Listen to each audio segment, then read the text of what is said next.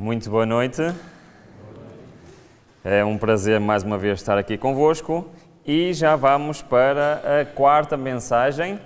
Parece que não, mas já estamos a avançar aqui bastante no nosso caminho, certo?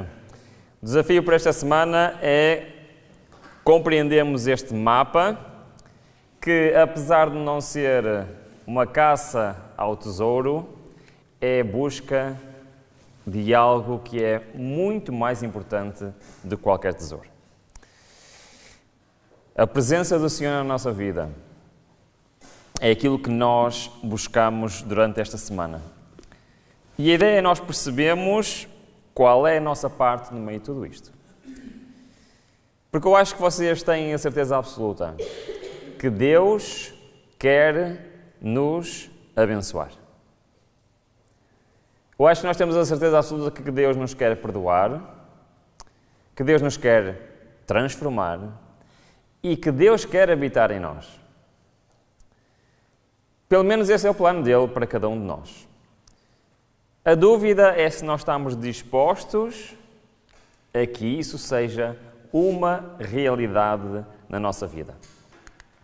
Para isso nós temos estudado um dos mais antigos mapas da história. E é muito interessante que, se calhar, durante a maior parte da história, nunca se olhou para este santuário como algo de primariamente espiritual, que nos mostra realmente se nós queremos Deus na nossa vida ou não.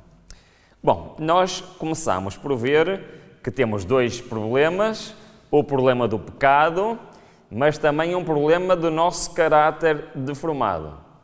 Vimos que a solução de Deus são dois processos diferentes. Um chama-se justificação pela fé, o perdão dos nossos pecados, que nos dá a justiça imputada do Senhor.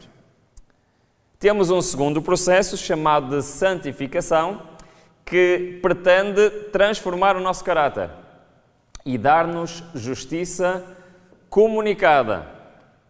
E vimos também que a diferença entre a justiça imputada e a justiça comunicada é que a primeira é apenas um título e a outra é uma adaptação. A primeira não me transforma, mas o objetivo da segunda é fazer parte de nós. Passar a fazer parte do nosso ser. É-nos comunicada, passa a ser nossa. Vimos também que a justificação e o perdão são a mesma coisa, que vem pela fé e nos dá então a justiça imputada. Vimos que a santificação é o quê? Transformação. E vem também pela fé. Santificação é pela fé como a justificação. E ela nos dá a justiça comunicada. Estivemos a ver que o pátio representa a primeira, o lugar santo representa a segunda. E já vimos o que é que significa entrar no lugar santo, já vimos o que é que significa a mesa dos paisagmos, já vimos o que é que significa o candelabro, certo? Significa eu, diariamente, ter este compromisso de parar de contemplar o mundo lá fora e contemplar a Cristo. É só isto que significa. Parar de contemplar o mundo lá fora e ter prazer em passar tempo com o Senhor. Pela sua palavra, e sabem que a boca fala do que o coração está cheio, não é? Se eu verdadeiramente me alimentar do pão da vida, é impossível eu estar calado. Sabem que Deus, na realidade, não quer que nós façamos trabalho missionário. O quê, Ruben? O que é que tu acabaste de dizer? Sim, Deus não quer que eu faça trabalho missionário. Deus quer que eu seja um missionário. Fazer trabalho missionário é uma coisa que eu tenho que fazer. Ok, naquele dia eu vou fazer aquilo. Ser um missionário é alguém que quê? Que é a pessoa que está ao serviço do Senhor, independentemente da situação em que ele esteja. Então é isto que representa o candelabro, é isto que representa a mesa dos pães asmos. Mas também nós vimos que à medida que nós vamos caminhando no caminho do santuário, vamos chegando a locais mais importantes ou menos importantes. Qual é o objeto que está quase encostado ao lugar santíssimo? É o incensário. Hoje vamos falar sobre o incensário. É muito interessante que, mais uma vez, representa a Cristo e representa algo na minha vida espiritual.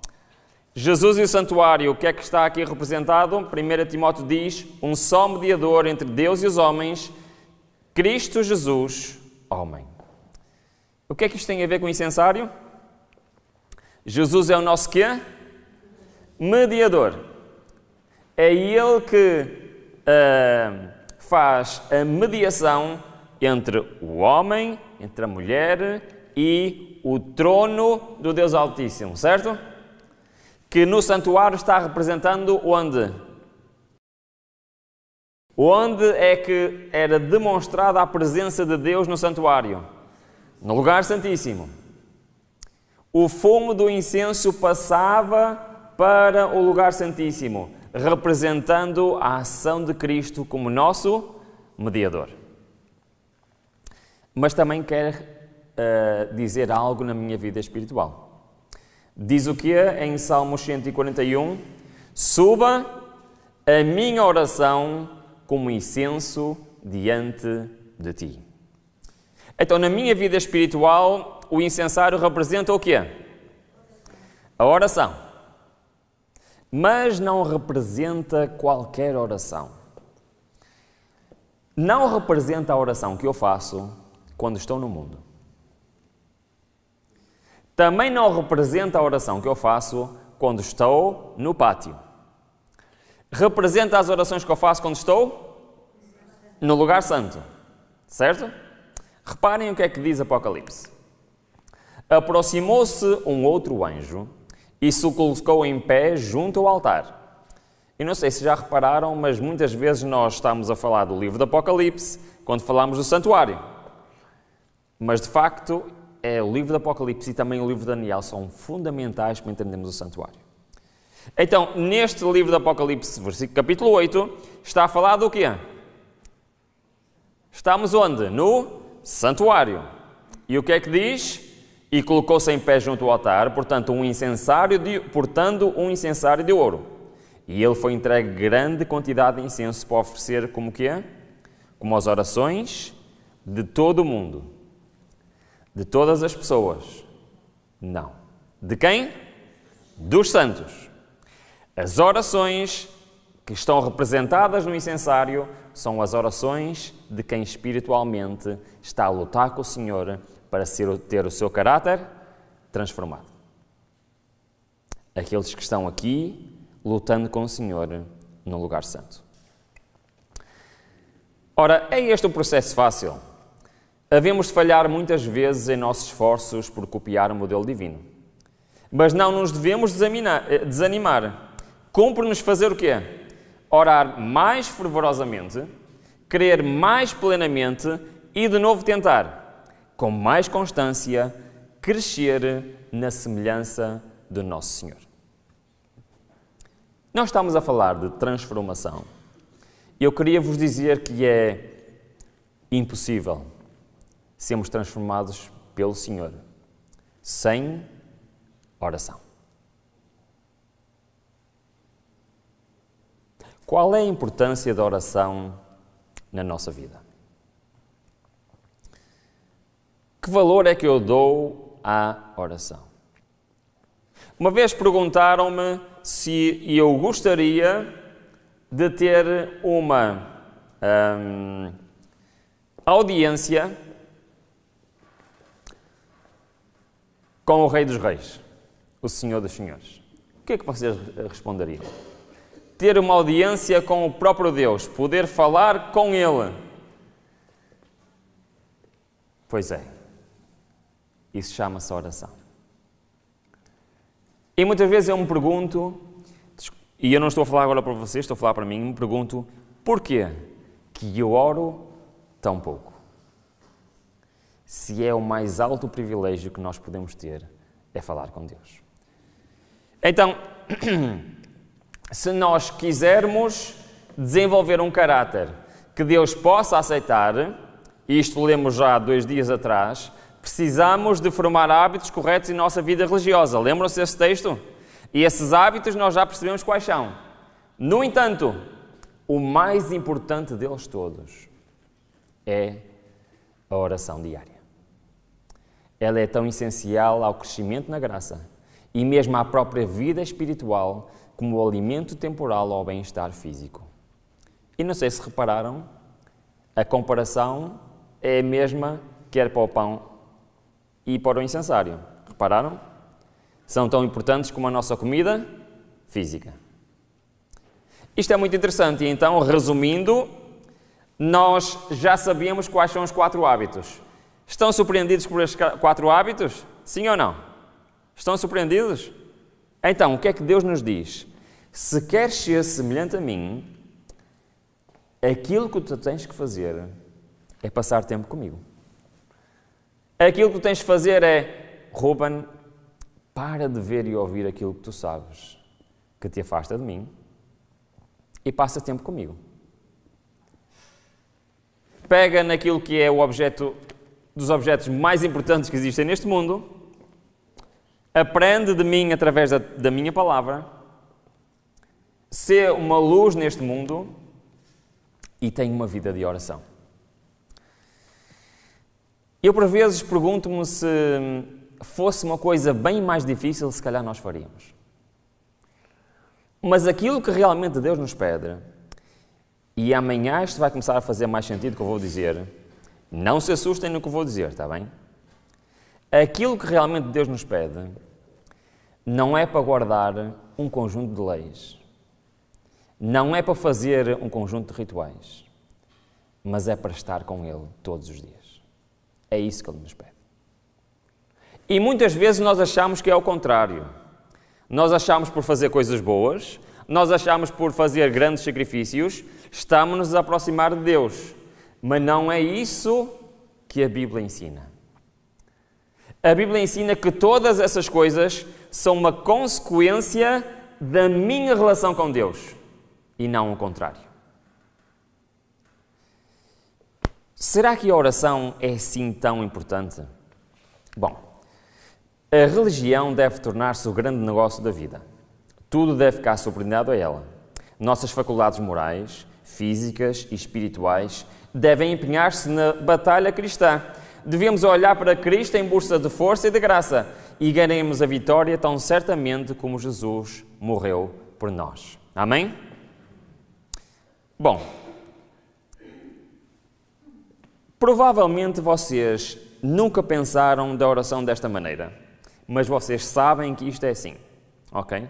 Mais uma vez, não se assustam com o que eu vou dizer. A oração tem prazo de validade. Sabiam? Sim? Não? Não sabiam? Que a oração tem prazo de validade? Bom, vou provar que vocês já sabiam. Por exemplo, quantas vezes vocês já oraram da seguinte maneira? Senhor, abençoa todas as refeições que eu vou ter durante o resto da minha vida. Alguma vez fizeram essa oração? Porquê? Então, a gente orava já para a bênção de todas as refeições do resto da nossa vida. Senhor, abençoa todas as viagens que eu vou fazer de hoje em diante, até ao final da minha vida, sempre que andar de avião, de carro, de transportes, abençoa e protege-me. Está resolvido. É assim que nós fazemos? Não é assim que nós fazemos, pois não. Porquê? É que nós intuitivamente sabemos que a oração tem prazo de validade. Querem que eu prove isto? Reparem bem. Em Lamentações diz o seguinte: a benignidade do Senhor jamais acaba. As suas misericórdias não têm fim. Mas quê? O que é que diz? Renovam-se a cada manhã. Grande é a tua fidelidade. Estão a perceber o que é que este versículo está a dizer? Está a dizer assim: Deus tem bênçãos para nos dar, certo? Tem ou não tem? Sim. Mas tem bênçãos novas todas as manhãs. Perceberam?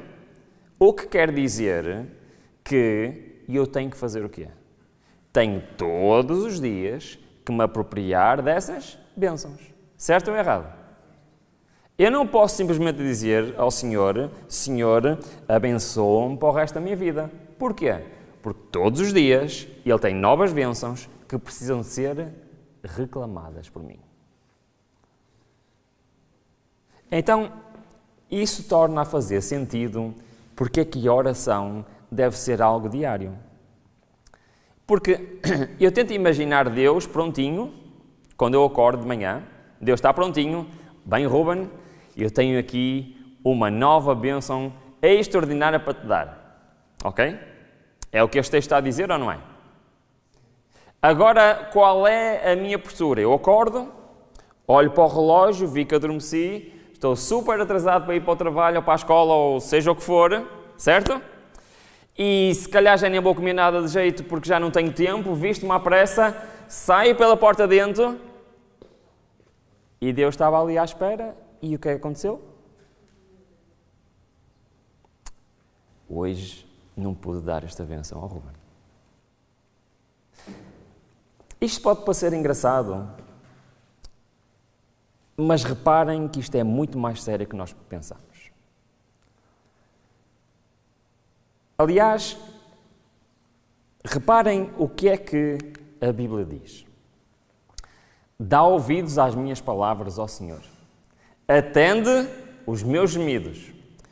Atende à voz do meu clamor, Rei meu, Deus meu, pois é a ti que eu oro. Ele está a falar de quê? De oração. Pela manhã ouves a minha voz. Ó Senhor, pela manhã te apresento a minha oração e vigio. Bom, por que é que ele está a dizer isto? É que, não sei se vocês sabem, mas todos os dias eu tenho que dar autorização a Deus para Ele atuar na minha vida. Todos os dias. A santificação não vai durar a vida toda. A santificação é todos os dias da minha vida. A santificação é algo que eu tenho que fazer todos os dias. Porque todos os dias Deus quer me dar alguma coisa de extraordinário. Eu vou ler e depois vamos tentar pensar bem o que é que isto quer dizer. Consagrai-vos a Deus pela manhã. Fazei disso vossa primeira tarefa. Seja a vossa oração. Esta é uma questão de uma vez por ano. De vez em quando. Uma vez por trimestre. É uma questão diária. Cada manhã consagrai-vos a Deus para esse dia. Submetei-lhes todos os vossos planos para que se executem ou deixem de executar, conforme indica a sua providência. Assim, reparem bem, só se isto for uma realidade na nossa vida. Assim, dia a dia, podereis entregar as mãos de Deus. Desculpem.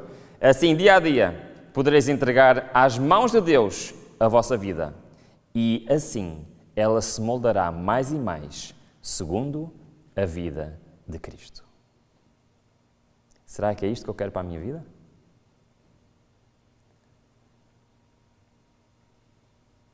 Por exemplo, uma das coisas que Deus nos promete e que Deus mais anseia é guiar a nossa vida. Sabiam? E eu posso deixar ou não. Mas eu quero fazer uma pergunta. Quem é o melhor condutor? Sou eu ou é Deus? O que é que vocês acham? Quando nós estamos a falar de Deus, e reparem, para Deus o passado, o presente e o futuro é a mesma coisa, certo? Para mim, eu lembro-me algumas coisas do passado, estou a viver o presente, mas não sei nada do futuro. Se eu tenho uma decisão para fazer, quem é a pessoa certa para tomar a decisão? Sou eu ou é Deus? Têm a certeza absoluta? Mesmo? Então porquê é que queremos ser sempre nós a decidir? É estranho, não é? Mas agora reparem bem se nós tivermos medo de decidir por nós próprios. Se nós tivermos a coragem de cada dia entregar as nossas vidas nas mãos do Senhor. Se nós tivermos medo de sair de casa sem primeiro ter a certeza que o Senhor vai conosco, algo vai mudar.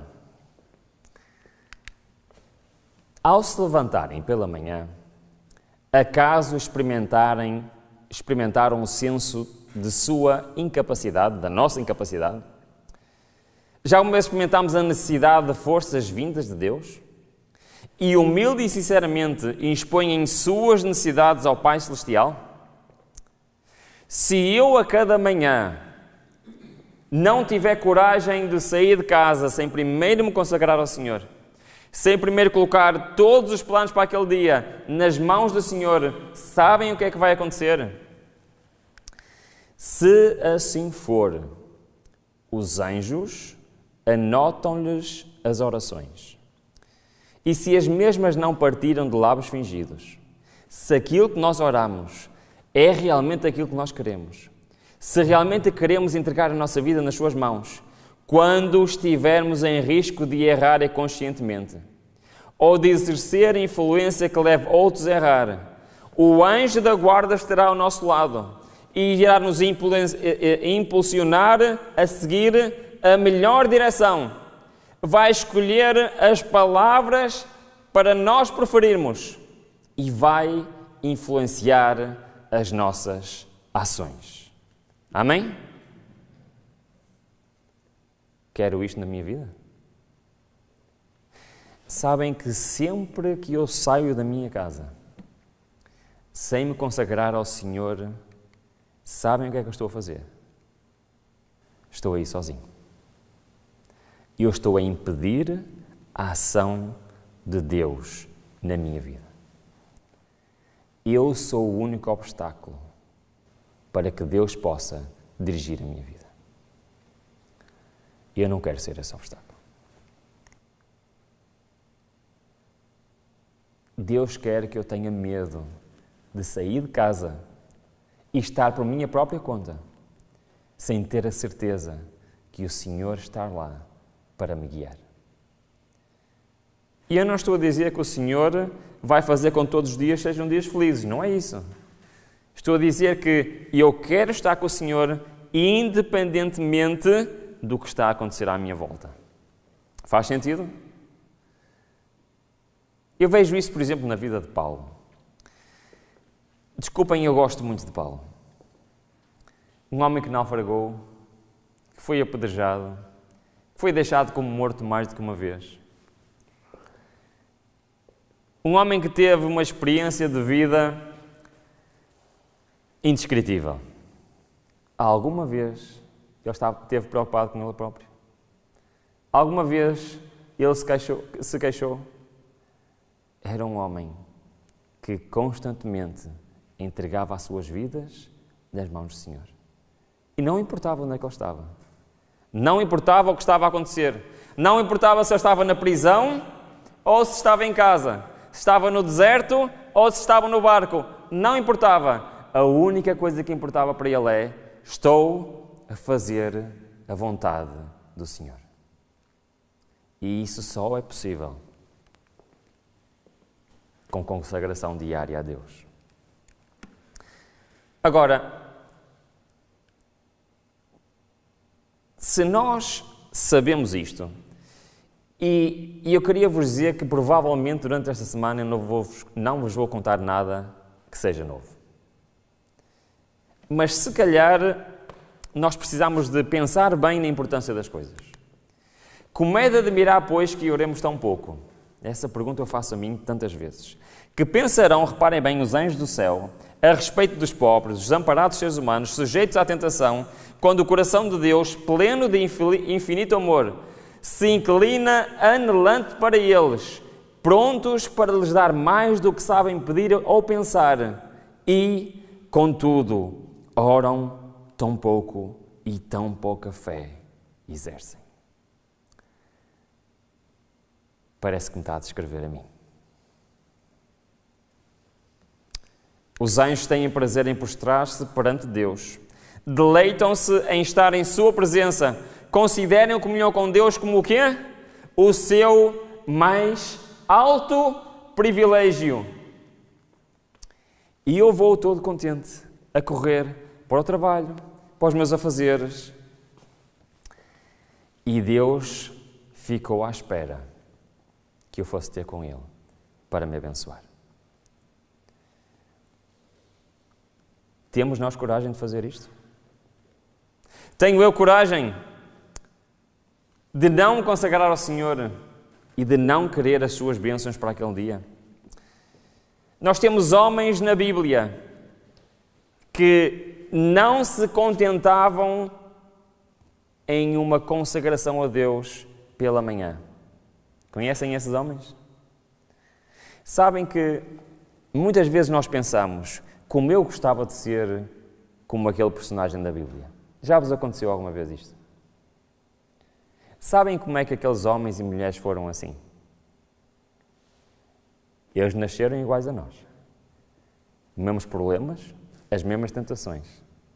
Sabem qual foi a diferença? É que eles decidiram o quê? Estar com o Senhor. Por exemplo, este é muito famoso, não é? Aprendemos isto desde criancinhas. Daniel orava quantas vezes por dia? Quantas vezes ele se consagrava ao Senhor por dia? Porquê? Ele não tinha confiança suficiente para tomar decisões, era isso? Ele sabia que tudo o que ele fazia dependia do Senhor. Mas ele não era o único. Sabem, em Salmos 55 diz-nos: mas eu invocarei a Deus e o Senhor me salvará. Reparem o que é que este homem fazia. De quê? De tarde, de manhã e ao meio-dia. Me queixarei e me levantarei e Ele ouvirá a minha voz. A Bíblia tinha homens poderosos, porque a Bíblia tinha homens de oração. Orai em vosso aposento particular, enquanto seguis os vossos afazeres diários, e levai muitas vezes o coração a Deus. Era assim que Enoque andava com Deus. Quando a Bíblia diz Enoque andava com Deus, sabem o que é que quer dizer? Enoque era um homem de oração. É isso que quer dizer. Essas orações silenciosas sobem para o trono da graça, qual precioso incenso. Satanás não pode vencer aquele cujo coração de modo se firma em Deus.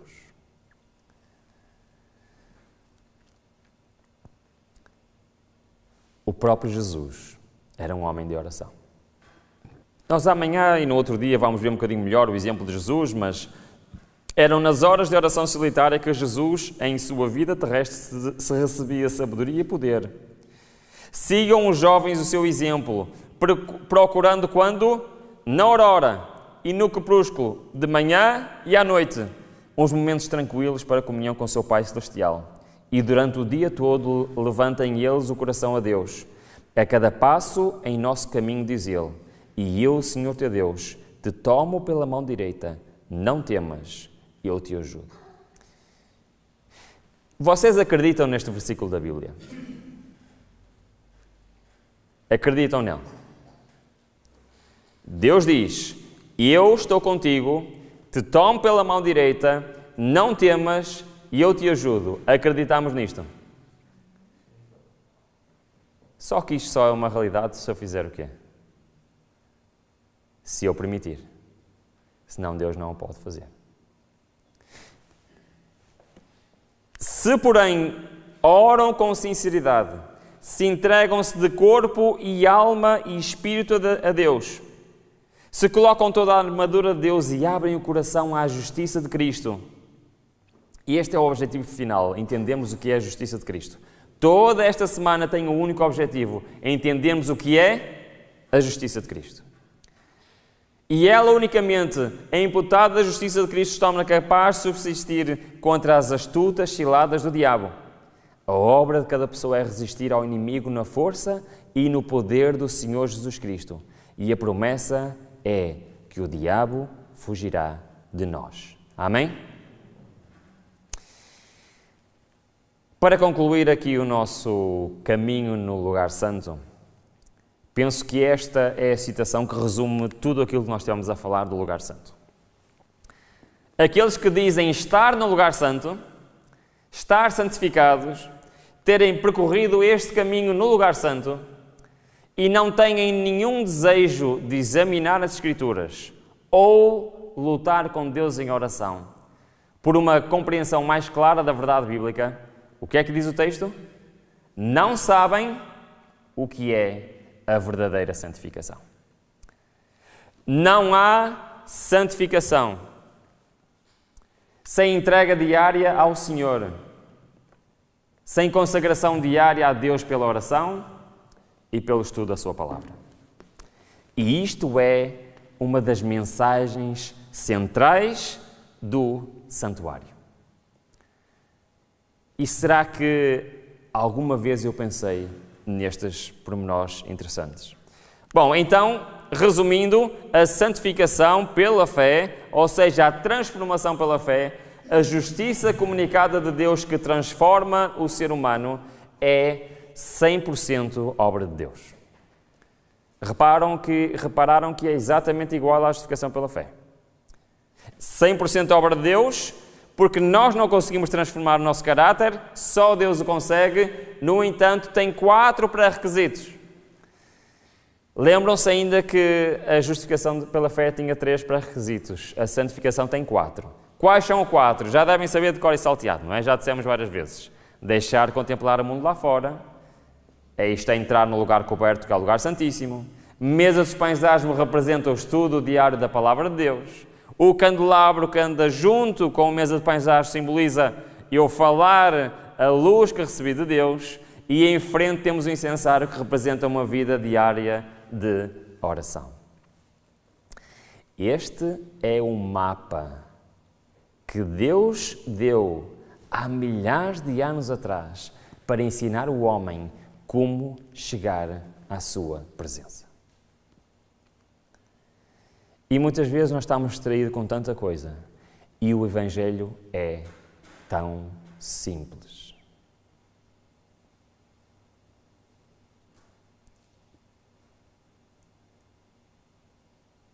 O ponto central do Evangelho é: se filho meu, entrega a tua vida nas minhas mãos.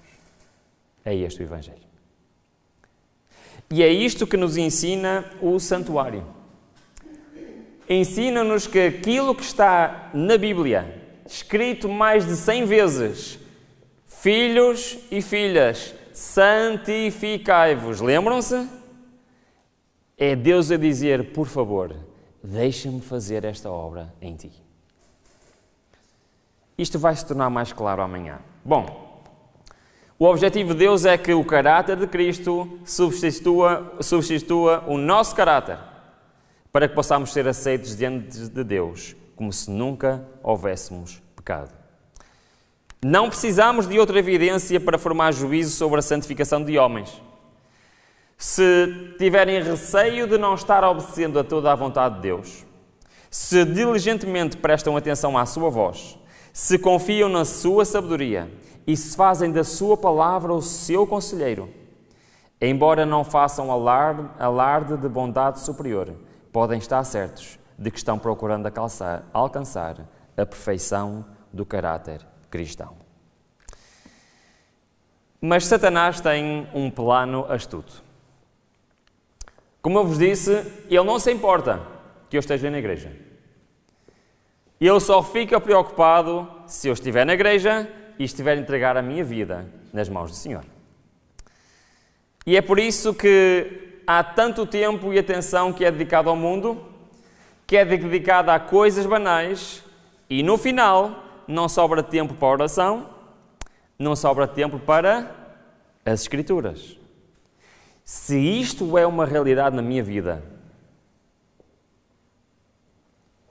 Satanás não está preocupado comigo.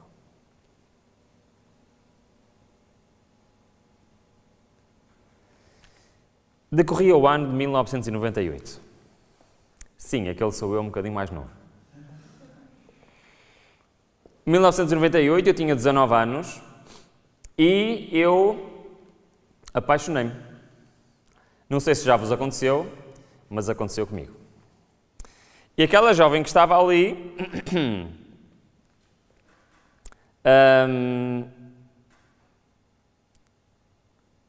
foi o alvo da minha paixão, não é? Nesse momento.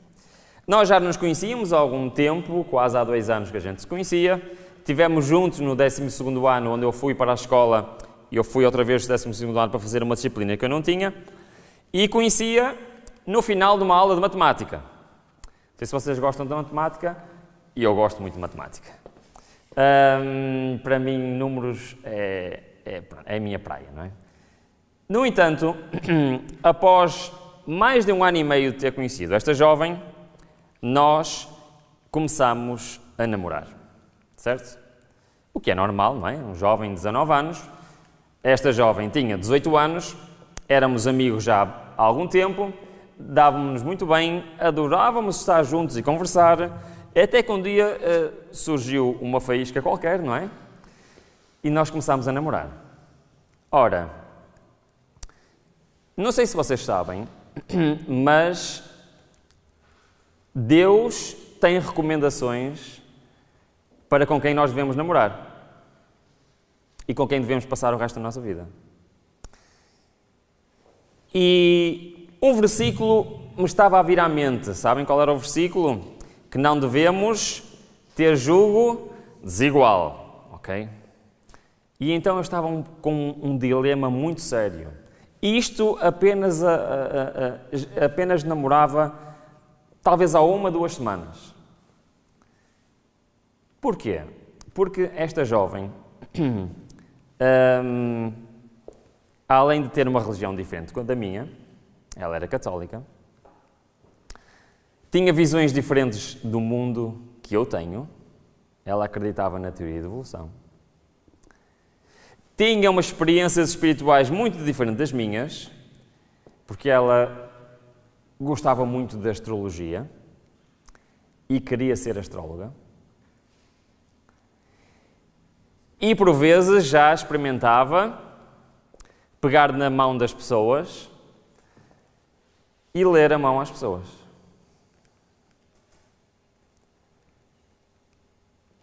Acham que eu tinha motivos para estar preocupado? Bom, naquele momento eu achei que estava a cometer o maior erro da minha vida. E eu decidi algo que mudou a minha vida para sempre. Eu decidi ir ter com Deus e dizer a Deus o seguinte: Pai, eu acho que estou a cometer o maior erro da minha vida, mas eu estou realmente apaixonado. E eu quero fazer um trato contigo. Se tu me mostrares que não é a pessoa certa para mim, eu irei terminar este relacionamento. Acham que foi uma boa ideia, sim ou não? Sim? Não? Bom, nem estão na dúvida vocês, não é? E foi isso mesmo que eu fiz este trato com Deus. Então, enquanto eu estava a orar, eu lembrei-me de uma história na Bíblia. É uma história que se encontra no Velho Testamento e é a história muito conhecida, desde pequeninos todos que conhecemos, que é a história de Gideão. Conhecem? Gideão e o não veio de lá. Bom, eu estava a orar e ia lembrar-me dessa história. Então eu disse ao Senhor: assim como no passado já orientaste muitos homens, como Gideão, e eu peço-te, por favor, que tu me mostres algo que eu nunca vi, algo de extraordinário, que seja um sinal da tua parte, para eu perceber que realmente esta pessoa é certa para mim. Foi essa oração que eu fiz ao Senhor. E não sei se vocês sabem, mas orar é muito perigoso. Sabiam que orar é perigoso? É que orar transforma a nossa vida e pode levar a milagres do Senhor. Apenas uns dias depois, estou eu na Marginal de Espinho. Conhecem a Esplanada de Espinho? Tem uma esplanada grande, mesmo em frente à praia. Estava eu a caminhar com a minha namorada e com outro casal de amigos e não sei porquê, não é? Porque janeiro não é o mês mais quente, mas nós decidimos, estava um dia, uma noite linda, decidimos nos sentar na areia, à meia-noite, a ver o céu estrelado. Bom, jovens apaixonados fazem coisas estranhas, não é? No entanto, nós estávamos lá, eu estava com a minha namorada, o meu amigo estava com a namorada dele, e naquele preciso momento eu vi a coisa mais extraordinária da minha vida. Eu vi uma bola de fogo a atravessar o céu e a explodir. Eu sei exatamente o que era, não é? Era um meteorito que neste momento estava a entrar na atmosfera. E eu já tinha visto muitos meteoritos, mas nunca vi nenhum como aquele. Literalmente vi uma bola de fogo a atravessar o céu e a explodir, e naquele momento algo me disse no meu coração: aqui está o que tu pedistes. E eu olhei para a Sónia e perguntei-lhe: tu viste aquilo? E ela: sim, que espetacular, nunca tinha visto algo assim. Depois eu olhei para o meu amigo e disse: tu viste aquilo? E ele disse-me: vi o quê? Não viste aquilo? Não vi nada. E ele estava a olhar para o meu céu que eu estava a olhar, mas eles não viram absolutamente nada. E eu vim para casa a pensar: Deus respondeu à minha oração. Se calhar eu não estou a cometer o maior erro da minha vida. Mas depois estava em casa e comecei a pensar na história de Gedeão. Lembram-se de Gedeão? Ele ficou convencido. E eu também não fiquei convencido. Eu comecei a pensar: bom, aquilo pode ter sido coincidência. Foi um meteorito. Deus, desculpa, mas eu não estou convencido. Então sabem o que é que eu fiz? Fui orar ao Senhor outra vez. E comecei a orar ao Senhor e a pedir-lhe perdão, mas eu ainda tinha inseguranças no meu coração. E sabem que orar é perigoso. E eu estava a orar e eu fiz uma oração que eu próprio não entendi. Sabem, eu estava desde os meus 14 anos a orar para que não fosse eu a escolher a pessoa que eu fosse passar o resto dos meus tempos nesta terra. Há 5 anos que eu orava a Deus, quase diariamente: Senhor, se a Tu a escolheres. E naquele momento, eu fiz uma oração muito estranha. E eu disse assim ao Senhor: Pai, Tu sabes que eu oro por isto há 5 anos. Porque é que a outra pessoa também não teria o mesmo pensamento? Eu terminei a orar e pensei para mim próprio: mas porquê é que eu orei isto? Foi muito estranho aquela oração. O que é certo é que uns dias depois, a Sónia virou-se para mim e disse assim: Ruben, temos de conversar. O que é, quando uma namorada diz muito séria, temos de conversar, alguma coisa de muito errado aconteceu. E eu literalmente pensei que o namoro iria terminar naquele momento. Ela estava muito séria, demasiado séria. Então ela começou a falar: Ruben, tu sabes que eu tenho muitas dúvidas. Por um lado sou cristã, mas por outro lado acredito noutras coisas que fazem muita confusão na minha cabeça. Tu sabes que eu não nasci em Portugal, que vim para cá, que não me adaptei aqui. o meu desejo era regressar ao país onde eu nasci. Sabes que eu estava quase a tomar a decisão quando nós começámos a namorar e eu a pensar, esta conversa não vai terminar bem. No entanto, ela disse, sabes, Ruben, quero-te contar uma coisa.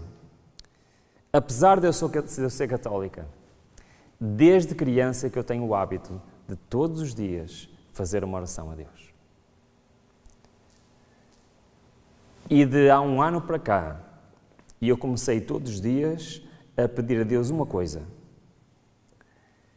Que Ele trouxesse alguém para a minha vida e que essa pessoa me mostrasse a verdade. E eu acho que essa pessoa és tu.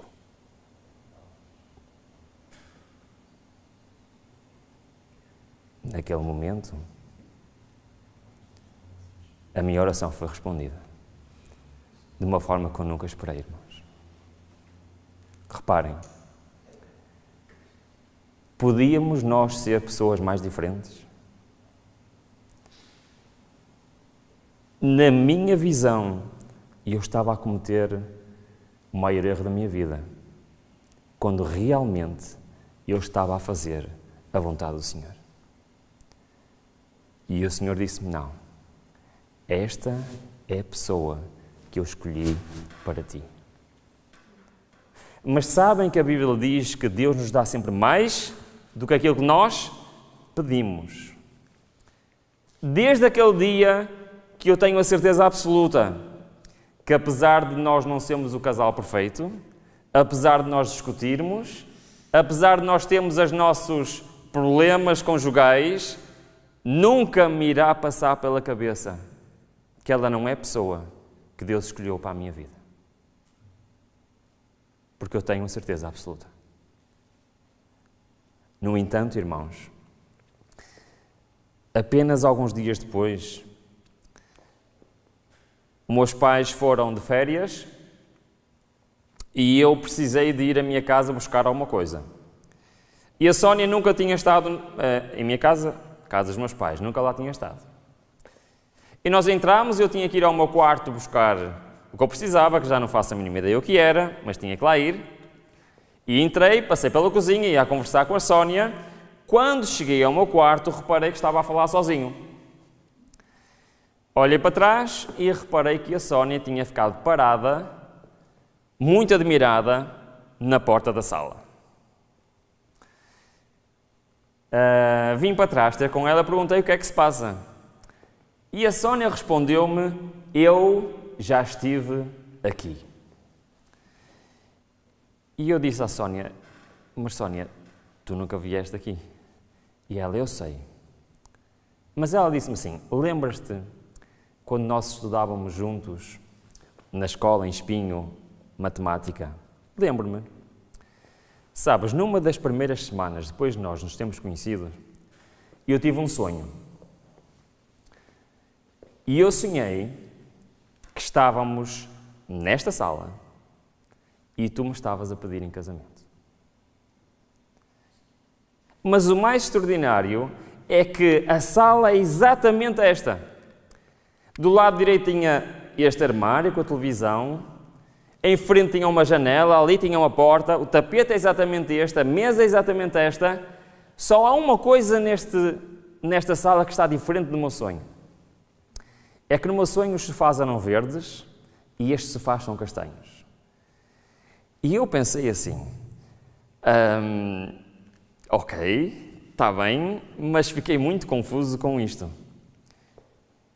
Mas fomos embora, passado umas semanas, os meus pais perceberam que eu estava a namorar, perceberam que era um relacionamento sério, então quiseram conhecer a Sónia.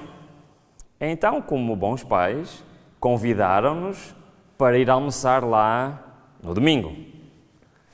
Então nós chegámos lá e os meus pais disseram, olha, a gente queria vos convidar para vir cá almoçar, para conhecer a tua namorada, mas também temos uma surpresa para ti. Uma surpresa, sim. Anda aqui à sala que eu tenho uma surpresa para te mostrar.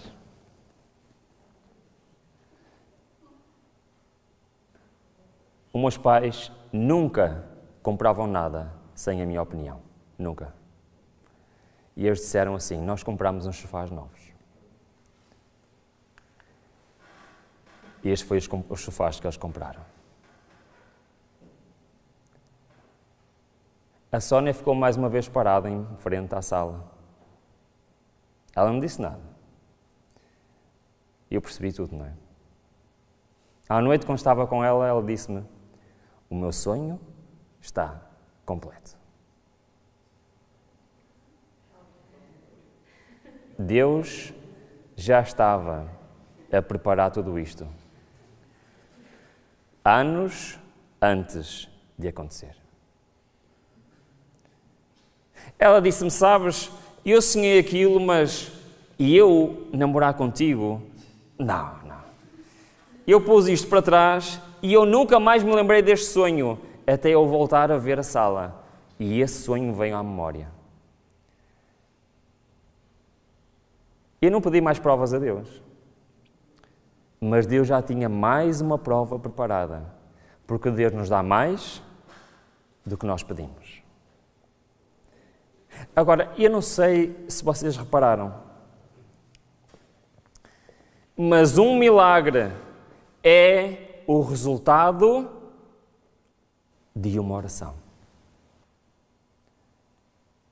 E eu muitas vezes me pergunto, irmãos, e isto é muito sério, quantos milagres Deus quis fazer na minha vida e eu não deixei porque não busquei ao Senhor.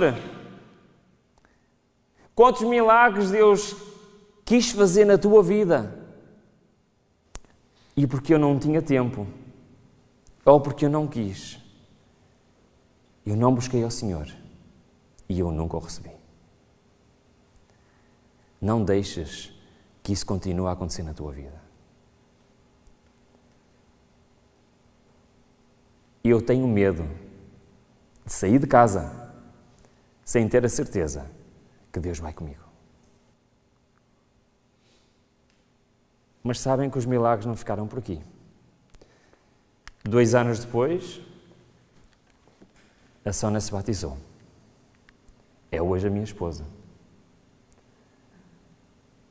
Somos casados há 19 anos. Mas não foi só a Sónia que se batizou, em 2001. Em 2003, a sua mãe se batizou. Em 2004, o seu pai se batizou. E em 2017, o seu irmão se batizou. Este era o plano que Deus tinha.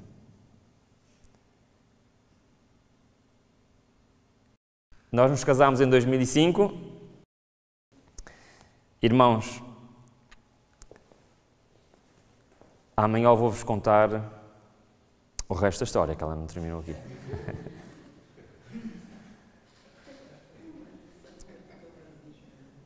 Porque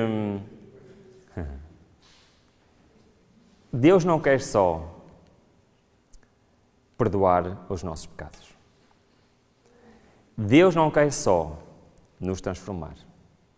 E Ele tem um novo plano para a nossa vida. E esse plano está no lugar santíssimo. E Ele quer nos dar a justiça de Cristo. E é isso que nós vamos ver amanhã. Como entrar no lugar santíssimo. Deus tem mais obra a fazer na nossa vida. Só está à espera que eu deixe. Que Deus nos abençoe. Amém.